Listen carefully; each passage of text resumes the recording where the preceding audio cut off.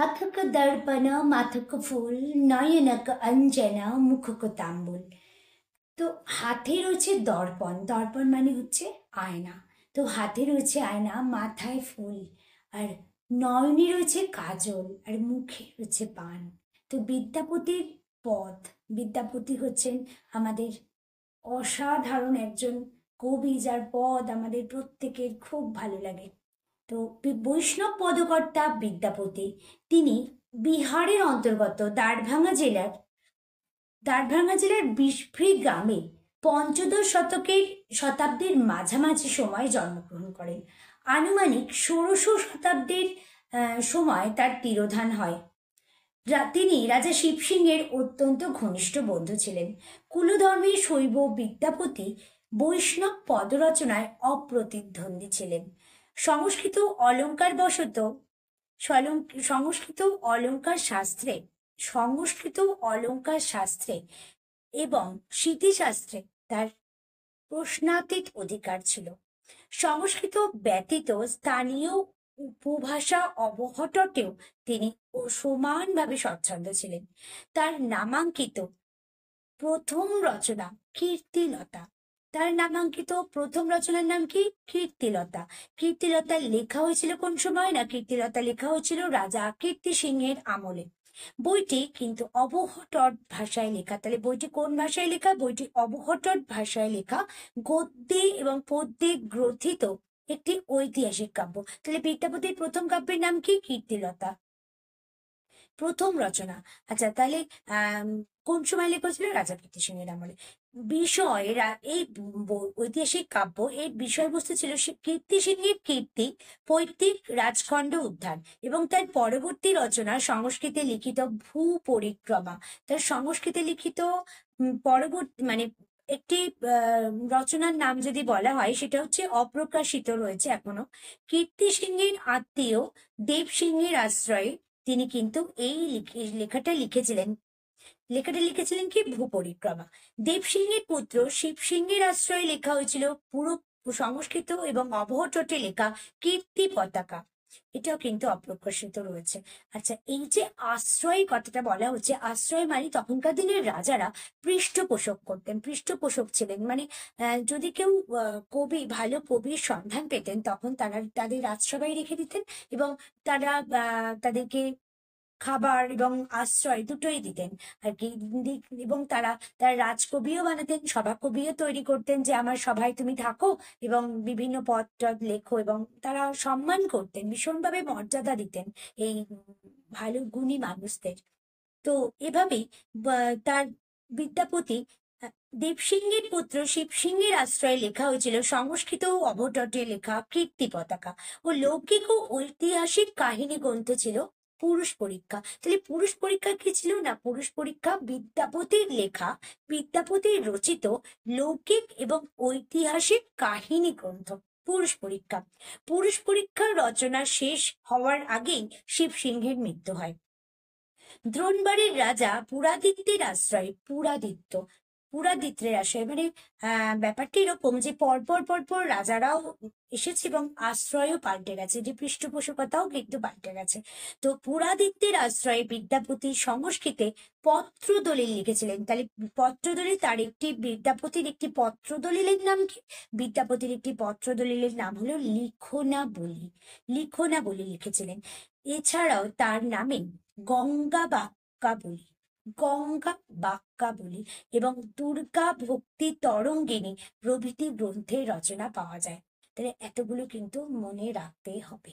তো এরপরে তবে পদাবলীর কবি হিসেবে তিনি সমধিক প্রসিদ্ধ।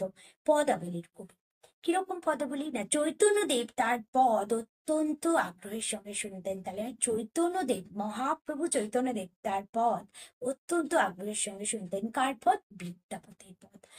তো বাঙালি বৈষ্ণব পাঠক ও কবিদের কাছেও তাই তিনি স্মরণীয়।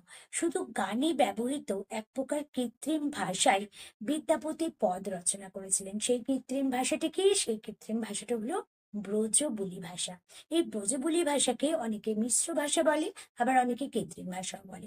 তো এই ব্যাপারটা এরকম দাঁড়াচ্ছে যে এই শুধু গানে ব্যবহৃত এক প্রকার কৃত্রিম ভাষায় বিদ্যাপতি পদ রচনা করেছিলেন, এবং এই শুনে, এই পদগুলো শুনে রবীন্দ্রনাথ ঠাকুর এতটাই আপ্লুত হয়েছিলেন যে তিনিও কিন্তু এই ভাষায় কিন্তু পদ রচনা করে ফেলেছিলেন। কোন গানগুলো? সেই যে সজনী সজনী রাধিকা দেখো অভু চাহিয়া।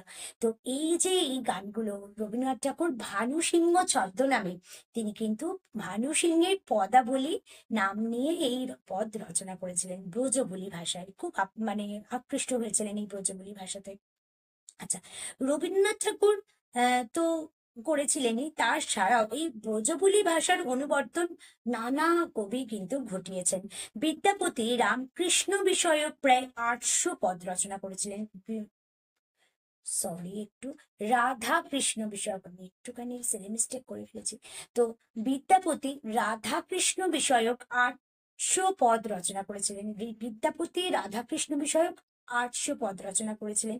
তো এই তার রচনায় জয়দেবের অনুসরণ লক্ষ্য করে তাকে অভিনব জয়দেব নামে অভিহিত করা হয়। মানে জয়দেবের গীত গোবিন্দ কাব্য খুব খুবই মূল্যবান একটি কাব্য। তো এই কাব্যের একটু অনুসরণ ঘটিয়েছিলেন তিনি বিদ্যাপতি। তো এই জন্য বিদ্যাপতিকে অভিনব জয়দেব বলা হয়, অভিনব জয়দেব। আচ্ছা, তো তার পদাবলীর বাংলা অনুবাদ করেছিলেন কবিরঞ্জন। তার পদাবলীর বাংলা অনুবাদ করে কবিরঞ্জন ছোট বিদ্যাপতি অভিধায় ভূষিত হয়েছেন। আচ্ছা, কবিরঞ্জন হচ্ছেন রামপ্রসাদ সেন। শাক্ত পদাবলী যিনি লিখেছিলেন রামপ্রসাদ সেন। আচ্ছা, এবার বাঙালি তিনি ছিলেন না, মানে বিদ্যাপতির কথা বলা হচ্ছে যে বাঙালি তিনি ছিলেন না, তা সত্ত্বেও বাংলাতে তিনি পদ রচনা করেননি। তবু তাকে বাংলা সাহিত্যের অন্তর্ভুক্ত করার কারণ কি? কারণ হলো যে তিনি সেই সুপ্রাচীন কাল থেকে তার উৎকৃষ্ট পদের সঙ্গে বাঙালির পরিচিতি। রাধাকৃষ্ণের প্রণয় লীলা নির্ভর রচনার প্রতি বাঙালির অন্তরের টান পরবর্তীকালে বাঙালি একেবারে কবি সমাজে তার পদাঙ্ক অনুসরণ করে পদ রচনার প্রবণতা। বৈষ্ণব পদাবলীর বিভিন্ন রসপর্যায়, বৈষ্ণব পদাবলীতে অনেকগুলো রস রয়েছে, রস পর্যায় রয়েছে, যেমন বয়ঃসন্ধি, অভিসার, মিলন, মান, মাথুর, ভাব সম্মিলন প্রভৃতির পদ রচনায় তিনি কিন্তু অনবদ্য ছিলেন। মিথিলারাজ শিব সিংহের সুহৃদ। সুহৃদের কথা মানে কি? মানে হৃদয়ের সংস্পর্শে থাকেন। তো সুহৃদ মানে ভীষণই ভালোবাসতেন আর কি বিদ্যাপতিকে। তো এই কবি ছিলেন সংস্কৃতজ্ঞ, স্মৃতিশাস্ত্র সংহিতায় প্রসিদ্ধ পণ্ডিত। স্মৃতিশাস্ত্র সংহিতায় প্রসিদ্ধ পণ্ডিতকে বলা হয় স্মার্ত। তো কবি জয়দেবের ভাবাদর্শ, রচনা রীতি, সংস্কৃত কবিতা, ভাগবতের লীলা কাহিনীর প্রভাবে উদ্বুদ্ধ হয়ে বৈষ্ণব পদ রচনা করেন বিদ্যাপতি। তিনি কি করেছিলেন না, বিভিন্ন ভাগবতের লীলা কাহিনীর প্রভাবেও উদ্বুদ্ধ হয়েছিলেন, হয়ে তিনি বৈষ্ণব পদ রচনা করেছিলেন। এছাড়া তার রচনার মধ্যে রয়েছে শৈব সর্বস্বহার, বিভাসাগর, দান বাক্যাবলী প্রভৃতি। বারংবার মুসলিম আক্রমণে বিপর্যস্ত মিথিলা বাংলার সামাজিক এবং সাংস্কৃতিক পুনর্গঠনের জন্য রাজ অর্পিত দায়িত্ব বিদ্যাপতি নিষ্ঠার সঙ্গে পালন করেছিলেন। আচ্ছা, বিদ্যাপতিকে বলা হয় পঞ্চ উপাসক। তিনি কিন্তু শৈব ধর্মে দীক্ষিত ছিলেন, কিন্তু তার মানে কুলবংশ, তার যে কুল সেটা কিন্তু শৈব ছিল। এবার শৈব থাকা সত্ত্বেও বিদ্যাপতিকে কিন্তু পঞ্চোপাসক হিন্দু বলা হয়, কারণ ডক্টর অসিত কুমার বন্দ্যোপাধ্যায়ের মতে শৈব শাক্ত বৈষ্ণব মতের প্রতি তার শ্রদ্ধা ছিল বলে তাকে পঞ্চ উপাসক হিন্দু বলে গণ্য করতে হবে। যেমন শৈব শাক্ত, শৈব হচ্ছে শিব, শাক্ত হচ্ছে শক্তি পুজো করে যারা আর কি, তাদেরকে শাক্ত বলে। বৈষ্ণব হচ্ছে রাধা কৃষ্ণ কৃষ্ণ ধর্মে দীক্ষিত যারা, তারা বৈষ্ণব। তো সৌর হচ্ছে সূর্য, আর গানুপত্য হচ্ছে গণেশ। তো এই বলেই গণ্য করুক, মানে এই পঞ্চ উপাসক আর কি ছিলেন তিনি বিদ্যাপতি, পঞ্চ দেবতার উপাসক। বিদ্যাপতি মৈথিলি ভাষায় বৈষ্ণব পদ রচনা করলেও তার রচনায় বহু বাংলা শব্দের অনুপ্রবেশ ঘটেছে। এই মৈথিলি ভাষার বা মৈথিলি বাংলার মিশ্রণে গড়া ভাষাই হলো ব্রজবুলি। পরবর্তীকালে তাহলে মৈথিলি বাংলা এবং অবহট্ট এই তিনটে ভাষার মিশ্রণে তৈরি হয়েছিল ব্রজবুলি। আচ্ছা, পরবর্তীকালে বহু কবি এই কৃত্রিম ভাষাকে ব্রজবুলি পদরচনার ক্ষেত্রে ব্যবহার করেছেন। পূর্ব ভারতের শীর্ষস্থানীয় এই কবির ভাবধারার সুযোগ্য অনুস্মৃতি অনুসরণ থেকে অনুস্মৃতি চৈতন্য পরবর্তীকালের বৈষ্ণব কবি গোবিন্দ দাস কবিরাজের রচনায় লক্ষ্য করা যায়। তাই বাংলার বহু পদকারের রচনায় বিদ্যাপতির রচনার প্রভাব থাকলেও গোবিন্দ দাসকে দ্বিতীয় বিদ্যাপতি আখ্যা দেয়া হয়েছে। তাহলে দ্বিতীয় বিদ্যাপতি কার নাম? না, গোবিন্দ দাস। গোবিন্দ দাস কবিরাজ। এবার একটু শুনে নিই আমরা ব্রজবুলি ভাষার প্রসঙ্গে একটু শুনে নিই।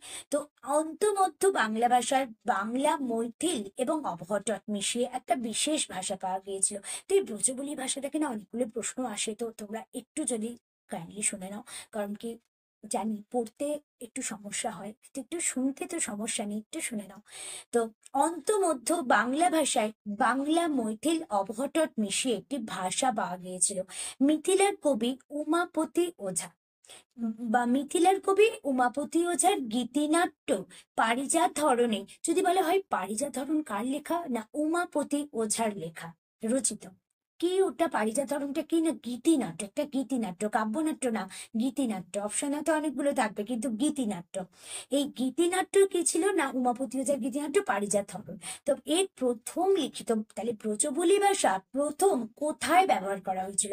ব্রজবুলি ভাষা প্রথম ব্যবহার করা হয়েছিল উমাপতি ওঝার গীতিনাট্য পারিজাত ধরনে। তার মানে কি দাঁড়ালো?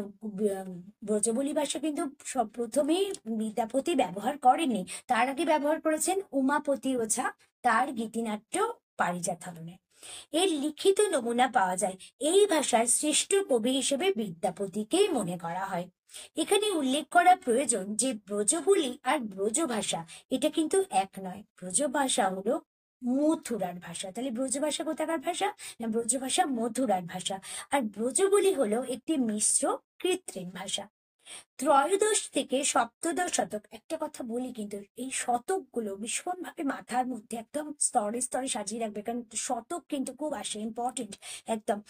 ত্রয়োদশ থেকে সপ্তদশ শতকের শেষ পর্যন্ত মিথিলায়, বাংলায়, ওড়িশায় এবং আসামে ব্রজবুলির চর্চা হয়েছে। এরকম প্রশ্ন আসতেই পারে যে ব্রজবুলির চর্চা কোথায় কোথায় মানে প্রচলিত ছিল। তাহলে ব্রজবুলির চর্চা প্রচলিত ছিল মিথিলায়, বাংলায় এবং ওড়িশায় এবং আসামে।